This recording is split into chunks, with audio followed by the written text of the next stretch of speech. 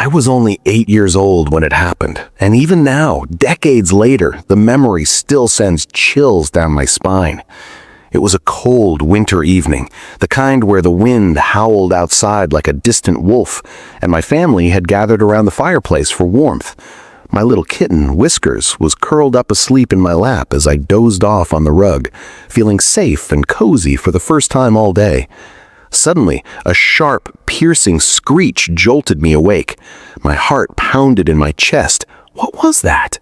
I rubbed my eyes and stared at the fireplace, where the flames flickered innocently.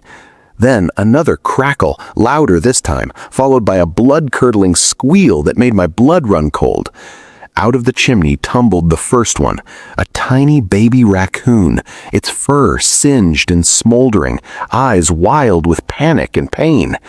"Oh God, no!" I whispered, frozen in terror as it scrambled across the hearth, trailing sparks. It lunged straight toward me, hissing and clawing at the air.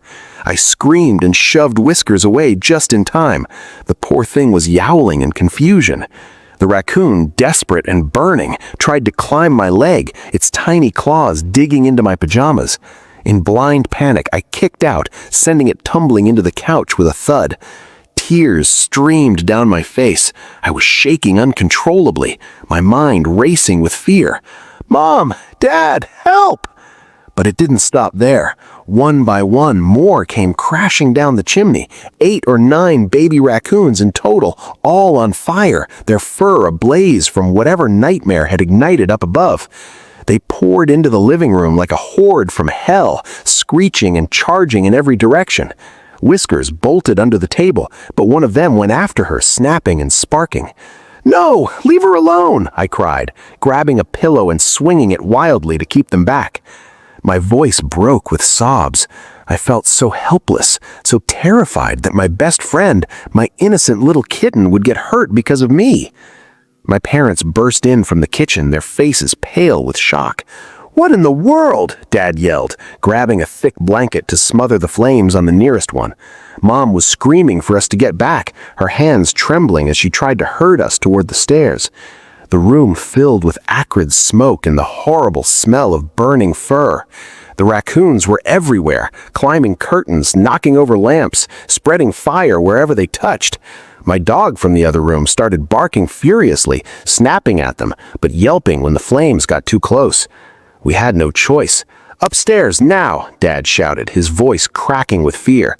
We barricaded ourselves on the landing, hearts hammering, listening to the chaos below, the shrieks, the crashes, the crackle of flames growing louder. I huddled against Mom, sobbing into her shirt. "Why is this happening? I just wanted to be warm," I whimpered, guilt and horror twisting in my gut. Those poor creatures were suffering, but so were we, and I couldn't shake the terror that one might have gotten Whiskers. By the time the fire department arrived, sirens wailing like a lifeline, our living room was in ruins, scorched furniture, melted curtains, ashes everywhere. The firefighters managed to contain it and rescue what was left of the raccoons, but the damage was done. We later learned a nest high in the chimney had caught fire somehow, forcing the babies down in a desperate, deadly escape. That night scarred me forever. The fear, the helplessness, the screams they replay in my dreams. I still flinch at the sound of a fireplace crackling, and I never let my own kids fall asleep too close to one. Some traumas you never fully shake.